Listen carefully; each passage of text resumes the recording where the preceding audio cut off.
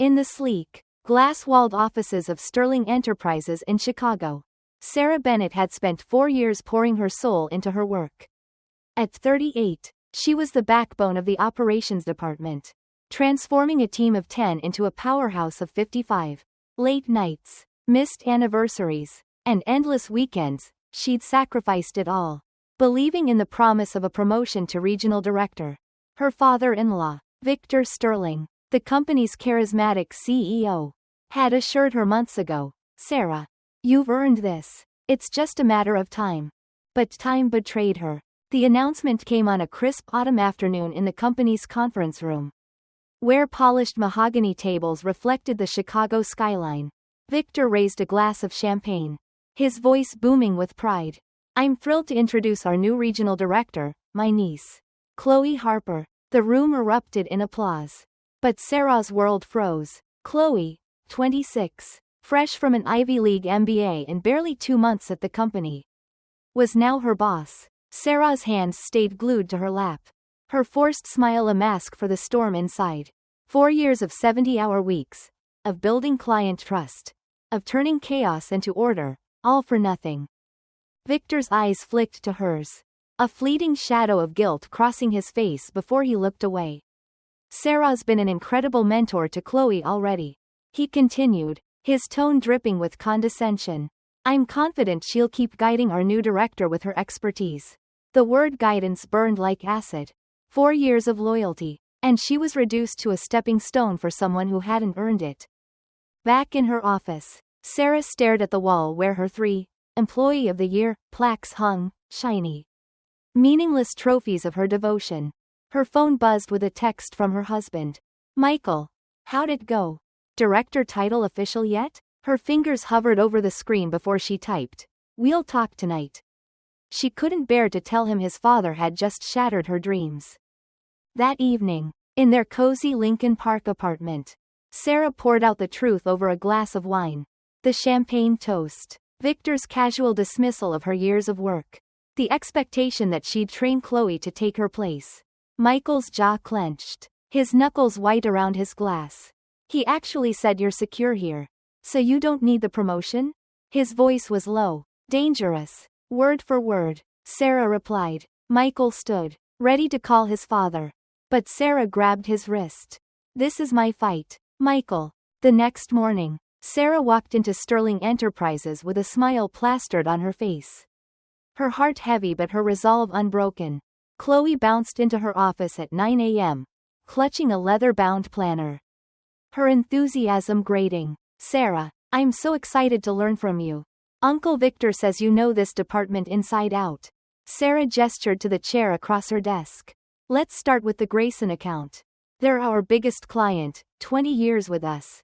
And they expect precision." For 2 hours, Sarah walked Chloe through the client management system, detailing relationships she'd nurtured through late-night calls and crisis resolutions. Chloe scribbled notes, her questions revealing her inexperience. "So, if Mr. Grayson's upset about a delayed shipment, what do I do?" Sarah bit back her frustration. "You listen, acknowledge his concerns, and give a realistic timeline with a buffer. Never overpromise." Chloe nodded, but her blank stare told Sarah she was out of her depth. By lunch, Sarah's patience was fraying. She was in the break room, reheating her coffee, when she overheard voices through the thin wall of Victor's office. His baritone carried easily, the transitions going smoothly. "Chloe's picking things up fast." A softer voice, Chloe's, replied. "Are you sure Sarah's okay with this? She seems hurt." Sarah froze, her coffee forgotten. Victor chuckled. "Sarah's dependable, but we need fresh ideas. She's a crutch for our clients, too comfortable. We need someone to shake things up." "Chloe, that's you." Sarah's grip tightened on the counter. A crutch. Dependable. The words stung, but what came next was worse. "She's 38, Victor said dismissively. "At her age, where's she going to go? Companies want young talent, new perspectives. She's secure here, she'll adapt." Chloe hesitated. "I feel bad. She's been so helpful." Victor's tone hardened. "Business isn't about feelings. Sarah's predictable. She'll do what we need because she doesn't have a choice." Predictable. No choice. The words ignited a cold, searing fury in Sarah's chest. She wasn't just an employee, she was family. Married to Victor's son. Yet here she was, reduced to a placeholder for his niece. She returned to her office, hands trembling, and sat in silence. 4 years of loyalty, of proving her worth. And this was her reward. A patronizing pat on the head and a demand to train her replacement. That night, alone in her apartment while Michael worked late, Sarah opened her laptop. Her fingers hovered over the keys. Then began to type. Dear Victor, please accept this letter as my formal resignation from my position as Senior Operations Manager at Sterling Enterprises. My last day will be Friday, October 20th, providing the standard 2 weeks notice. Thank you for the opportunities I've had over the past 4 years. I wish the company continued success. Sincerely, Sarah Bennett. She read the letter 3 times. Each word a step toward freedom. No accusations, no anger, just a clean break. She printed it, signed it with her favorite pen, and tucked it into an envelope. For the first time in weeks, she slept soundly. The next morning, Sarah dressed in her sharpest blazer, a deep burgundy that radiated confidence. She arrived early, placed the envelope on her desk, and went about her routine, answering emails, mentoring Chloe, acting as if nothing had changed. At 10 a.m., she walked to Victor's office. His secretary, Ellen, smiled warmly. He's on a call, Sarah. Won't be long. Sarah nodded, waiting patiently. When Victor emerged, phone still in hand, he waved her in. What's up, Sarah? I've got meetings all day. She placed the envelope on his desk without a word. He frowned, tore it open, and read. His face cycled through shock, disbelief, and panic. You're not serious, he sputtered, standing so fast his chair rolled back. This is a stunt, right? A negotiation tactic? Sarah remained seated, her voice calm but unyielding. I'm completely serious, Victor. This isn't about the promotion anymore. It's about respect, or the lack of it. Victor paced, his silver hair glinting under the fluorescent lights. We just promoted Chloe. You can't jump ship now. She needs you. The Grayson account. Chloe's enthusiastic. Sarah cut in. She'll figure it out. Victor's eyes narrowed. Your family, Sarah. We value you. She stood, smoothing her blazer. Family would have been honest with me. Family wouldn't have called me a crutch behind my back or said I have no options at 38. His face paled. You heard that? Every word. The silence was heavy, charged with years of unspoken truths. Sarah moved toward the door. I spent 4 years proving myself to people who never saw my worth. I'm done being predictable. Victor's voice softened, desperate. What do you want? A raise? A new title? I want to work somewhere that values my contributions, she said, her hand on the door. Somewhere that sees potential, not limitations. Somewhere that doesn't think 38 is too old for fresh ideas. She walked out, leaving Victor slumped in his chair, looking older than his 65 years. As she passed Ellen's desk, the secretary's eyes were wide. Everything okay, Sarah? Sarah smiled, genuine this time. It will be. Ellen, take care. Back in her office, the phone was already ringing. Gossip spread fast. Sarah felt lighter than she had in years. The decision was made, and there was no turning back. 2 weeks later, Sarah was reorganizing her home office, savoring her first taste of freedom. The phone rang. An unfamiliar number. Sarah Bennett. This is Lauren Brooks from Apex Innovations. I hope I'm not interrupting. Sarah's heart skipped. Apex Innovations was a rising star in logistics, known for its merit-based culture. Daniel Grayson recommended you, Lauren continued. He spoke highly of your work at Sterling. We have an opening for a regional operations director. Interested? Sarah's pulse raced. This was the role she'd been promised at Sterling. But bigger, overseeing 3 departments. Managing top-tier clients. I'd love to hear more, she said. Within days, she was interviewing with Apex's team, who welcomed her ideas with enthusiasm. The CEO, James Carter, asked why she'd left Sterling. Sarah chose honesty. I hit a ceiling that had nothing to do with my performance. Loyalty without respect is just servitude. James nodded. We don't believe in ceilings here. Sarah, we believe in earned advancement. Sound like something you can work with? It's everything I've been looking for, she replied. 3 days later, Apex offered her the job, a 35% salary increase, stock options, and a team eager to collaborate. On her first day, Sarah walked into a modern office buzzing with energy. Her direct report, Emma Torres, greeted her with a detailed briefing and genuine excitement. We've been struggling with the Carter Group account, Emma said. Your experience could be a game changer. Experience, not dependability. The difference was everything.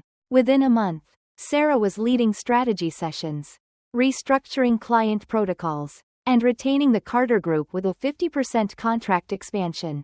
Her team grew to 20, and Apex's performance metrics soared.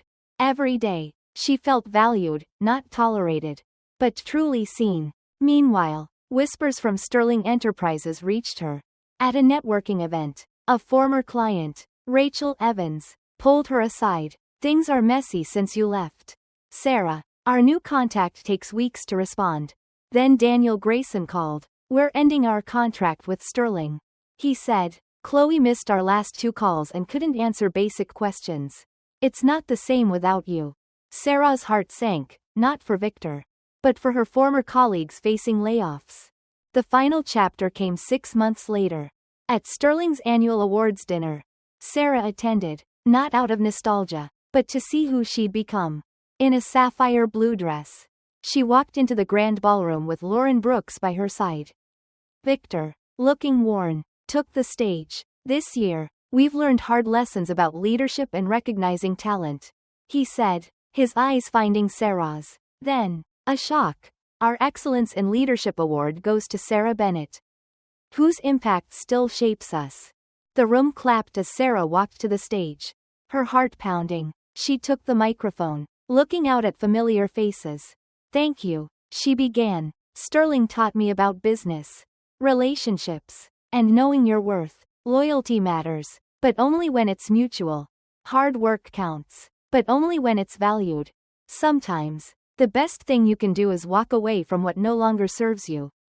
The applause was uneven, but enough colleagues, Tom, Ellen, others, joined in to make it clear. Her words hit home. Victor approached later, his voice strained. The company's struggling. Sarah, if you ever wanted to come back. She cut him off. 6 months ago, I might have cared. Now, I know my worth. She picked up her award and walked out. Lauren at her side. How does it feel to have the last word? Lauren asked in the parking garage. Sarah smiled. Like freedom. At home, she placed the award next to a photo from her first day at Apex, a reminder of where she'd been and where she was going. The woman in that photo was confident, valued, and unafraid. Sometimes, the best revenge isn't revenge at all. It's becoming who you were always meant to be. The fallout at Sterling Enterprises began quietly, like cracks spreading through a glass pane before it shatters. Sarah Bennett's departure left a void that no one, not even Victor Sterling, the silver-haired CEO who'd built the company from the ground up, could ignore. In the weeks following her resignation, the Chicago headquarters buzzed with unease. The operations department, once a well-oiled machine under Sarah's leadership, stumbled. Chloe Harper, the 26-year-old niece Victor had handpicked as regional director, was drowning in a role she wasn't ready for. The first blow came from Grayson Industries, Sterling's largest client, responsible for 35% of their annual revenue. Sarah had nurtured that relationship for 4 years, knowing every quirk of their CEO, Daniel Grayson, his preference for early morning calls, his hatred of vague promises, his trust in her to fix any crisis. Chloe, however, was a different story. Daniel called Sarah one crisp November morning, his voice heavy with frustration. Sarah, I'm reaching out because we're done with Sterling. Chloe missed 3 of our strategy calls. When she finally showed up, she didn't know our account status. She told me to file a formal complaint about a $3 million shipment stuck in Cleveland. A formal complaint? You used to have those resolved in hours.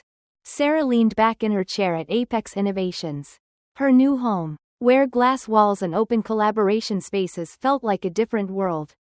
I'm sorry to hear that, Daniel, she said, her heart sinking, not for Victor, but for the 55 employees she'd left behind. It's not the same without you. Daniel added, I recommended you to Apex for a reason. Best call I've made in years. By the end of the quarter, Grayson Industries pulled their contract. A loss that sent shockwaves through Sterling's balance sheets. Whispers of layoffs began to circulate. And Sarah heard the news through the industry grapevine. 2 smaller clients followed Grayson out the door, citing Chloe's inexperience and Sterling's declining service. Back at Sterling, the mood was grim. Ellen, Victor's loyal secretary of 15 years, called Sarah one evening, her voice trembling. It's a mess here, Sarah. The Grayson loss hit hard. And now Pacific Partners and Evans Group are gone too. Chloe's trying, but she's in over her head. People are scared. Rumors say we're cutting 20 jobs. Sarah's stomach twisted. She thought of Tom from accounting, who'd always brought donuts on Fridays, and Lisa from sales, who'd just had her second kid. These were real people, not just numbers on a spreadsheet. Are you looking elsewhere, Ellen? Sarah asked gently. Ellen sighed. At 56? Who's hiring someone my age? I've got a mortgage, grandkids to spoil. I'm stuck. Sarah paused, thinking of Apex's expansion plans. Can I pass your name to my boss? Lauren Brooks? We're hiring for our finance team. Ellen's voice brightened, a spark of hope cutting through her fear.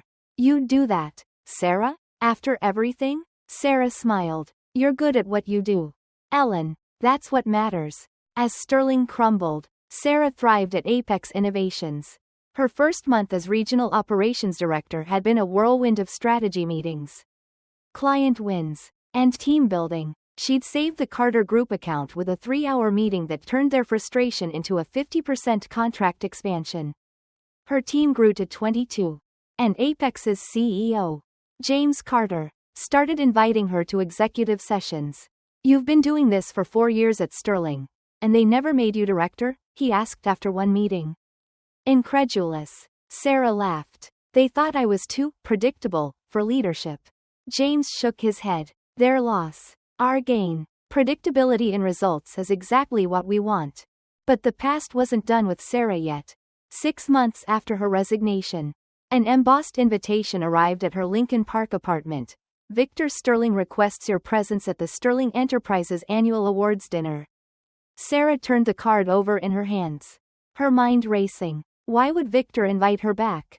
Was this a trap, a publicity stunt, or genuine regret? Michael, her husband, found her staring at it in the kitchen. You're not going, are you? He asked, his tone sharp. Sarah met his eyes. I am, not for them, but for me. I need to see who I've become. The grand ballroom downtown glittered under chandeliers. The same venue where Sarah had attended Sterling's galas for 4 years. But this time, she walked in wearing a deep emerald gown that hugged her frame, radiating confidence. Lauren Brooks, her boss at Apex, insisted on joining her. Moral support, she said with a grin.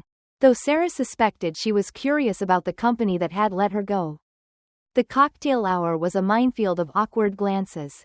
Some former colleagues offered warm smiles. Others avoided her gaze. Tom from accounting pulled her aside near the bar. Sarah, it's not the same without you. Ellen landing that job at Apex? It's got people thinking, maybe we've been settling too long. Sarah nodded, her heart swelling. Sometimes you don't see it until someone else walks away.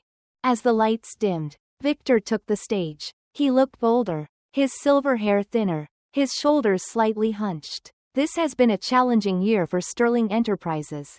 He began, his voice less commanding than Sarah remembered. We've learned hard lessons about leadership, adaptability, and recognizing talent. His eyes found hers in the crowd, holding her gaze for a moment too long. Tonight, we're introducing a new award, Excellence in Leadership. It goes to someone whose impact still shapes us, even though she's no longer with us, Sarah Bennett. The room erupted in applause. But Sarah's breath caught. Lauren nudged her. Go. This is your moment. Her heels clicked against the polished floor as she walked to the stage, each step feeling like a reclaiming of her power. Victor met her halfway, handing her a crystal award that sparkled under the lights. Sarah, your dedication set a standard we still strive for, he said, his voice tight. We're sorry you've moved on. But your legacy endures. Sarah took the microphone, her heart pounding but her voice steady. She looked out at the faces she'd worked with for years, some proud, some uncomfortable. Chloe sitting stiffly at Victor's family table. Thank you, she began. Sterling Enterprises taught me about business, about relationships, and about knowing your worth. I learned that loyalty is vital, but only when it's mutual. Hard work matters, but only when it's valued. And sometimes, the best thing you can do is walk away from a place that no longer sees your potential. The applause started slowly. Tom, Ellen's empty chair, a few others, then grew. A ripple of acknowledgement. Chloe's face was unreadable, but Victor's smile was strained.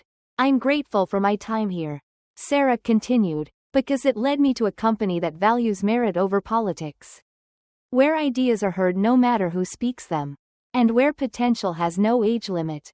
She handed the microphone back to Victor and returned to her table, the room buzzing with her words. After the dinner, as Sarah and Lauren prepared to leave, Victor approached. That was quite a speech, he said, his tone unreadable. Sarah stood, meeting his gaze. It was honest. He looked tired, defeated. The company's struggling. Sarah, if you ever wanted to come back. She cut him off, her voice calm but firm. 6 months ago, I might have cared about proving something to you. Now, I know I don't need to. You chose family loyalty over business sense. That's not my problem anymore. She picked up the crystal award, its weight grounding her. I hope Sterling recovers, Victor, but my chapter here is closed. She walked out, Lauren at her side, the Chicago skyline glittering beyond the ballroom's windows. How does it feel to have the last word? Lauren asked in the parking garage. Sarah's smile was radiant, like standing on top of the world. At home, Sarah placed the award next to a photo from her first day at Apex, a woman confident, valued, and unafraid. Sterling's collapse wasn't her fault, but it was a lesson written in the ashes of her old life. When you prioritize connections over competence, you lose more than employees, you lose the foundation of success. For Sarah, success wasn't revenge, it was becoming the woman she was always meant to be, in a place that saw her for all she could offer. The message: your worth isn't defined by those who overlook you. It's proven by what you build when you walk away. Value yourself. Seek environments that reward merit. And never let loyalty blind you to your own potential. The greatest triumph is finding a place where your contributions shine, unshadowed by politics or prejudice.